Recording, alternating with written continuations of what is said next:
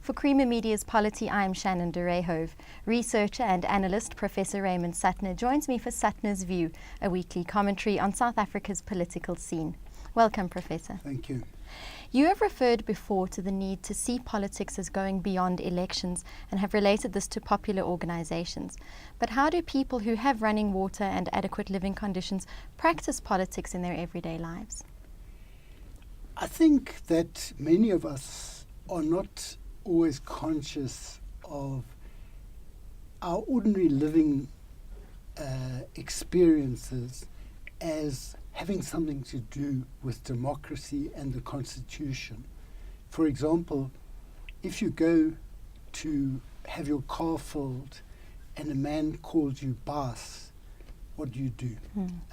Do you encourage this type of subservient relationship to you? What do you do? You know, I tend to say, look, there's no longer apartheid. I'm not a boss. But it may well be that the person who has employed this person has instructed him or her to behave in this way. So negotiating the constitutional duty to respect people's dignities is complicated because you're dealing with what we may believe is a respectful way of treating someone, but that is mediated by how someone else may have instructed them. For example, if you drive along the road then and someone's selling avocados, now that person has probably been dropped there by some farmer who comes from some of the most racist parts of the country, and the only way that the person would find acceptable to be addressed would be boss. Now, okay, I'm generalizing. Many farmers may well be open-minded and committed to non-racialism, but those are the places where you had commandos and all sorts of things. So when you react to being called boss, you're actually running against what this person is being instructed to do. So I think we need to be self-conscious. If we believe in freedom and dignity for all people, how do we negotiate it in the experiences we have in our homes, in our everyday life? But you know, there's a number of parts of the Constitution which stand in a sort of tension with one another. Like we have a right to personal security, to prevent, to not have our homes invaded, and so on. Now, in response to this threat of crime and violence, a number of communities have established enclosures, and there are community watches and things like that. Personally, I'm not sure that it is legal to seal off roads if you look at the Constitution's right to freedom of movement. But when they do this, and I'm living in such an area, although I don't contribute and I don't support enclosures, I don't think it's effective apart from being illegal. What they do is they send you SMSs, and these SMSs say things like, 4 suspicious Bravo black, that is black men walking down such and such a street, be careful. Now when you do something like that, first of all we may ask, what does suspicious mean? And you never get a report back as to whether these people who were described as suspicious actually did something wrong at a later stage. But you know, we live in a country with a lot of crazy people, and some people may decide they must just take their law into their own hands and attack these people who have been described as suspicious. And insofar as most of these SMSs refer to people who are walking along the road, and it's mainly black people who are walking along the road, it takes on a racial connotation as well. So what I'm suggesting then is that we should make the Constitution a living document in our lives. Now, in some rural areas, there are preachers who can't read, but they preach from the Bible. There are people who are Christians, but they can't read it.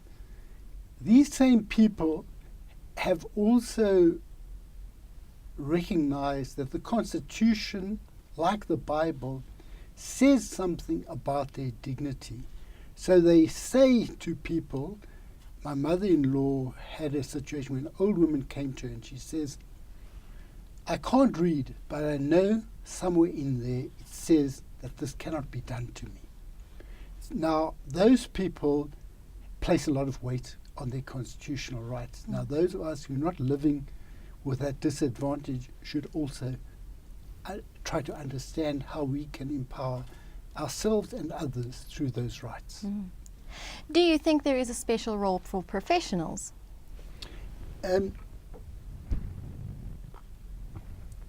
See, lawyers are obviously very important professionals in the sense that they have the skills to interpret the law in a way that empowers people or doesn't empower people, and how they offer their skills can be outside the bounds of the resources of most disadvantaged communities. But professionals come into, or they can work with social movements or some NGOs and assist poorer communities to realize their rights. For example, in the Limpopo area, there was a case related to basic education for all, but they did have the assistance of that NGO, Section 27, to get a lawyer to do the case. So lawyers can be very important in realizing rights of communities. But not only lawyers. If you take professionals like doctors and social workers, when someone complains of being raped or of being attacked as a result of homophobic violence, what is the role of these service providers? It can be that they are very supportive, but it can be that they follow a pattern that we know is the case with the police, that is hostile to both people claiming homophobic violence, but also to domestic violence. They say, look, this is a domestic matter, it's not for us to deal with this. Now, the doctors and the social workers can follow that pattern, or they can break it. And there is an article by Melanie Judge and Juan Nell on homophobic violence where they say that they've recorded cases where service providers, doctors and social workers, have outed people in their communities and actually put them at danger. Because if you are outed in Parkview, it's not the same as being outed in Tokoza, where there have been a number of these so-called corrective rapes. So we have to ask ourselves, wherever we are located in society, what can we do which will advance the principles of the Constitution? Now, some people may have questions of conscience. For example, we now have a right to have an abortion, but someone may be a very religious Catholic doctor or Muslim not want to perform that. Now, there are ways that are recognized in the profession to ensure that the person's constitutional rights are not frustrated because of your subjective belief systems. Now, do you facilitate the person realizing their right, or do you take steps which can block them? And I think we each need to ask ourselves, we live a life which interfaces with people who suffer certain disabilities or want to realize certain rights. Are we doing everything to ensure that they realize their rights, or are we aiding those who want to place obstacles? Thank you very much for your insight. Thank you. That was Professor Raymond Suttner speaking about politics and elections in South Africa.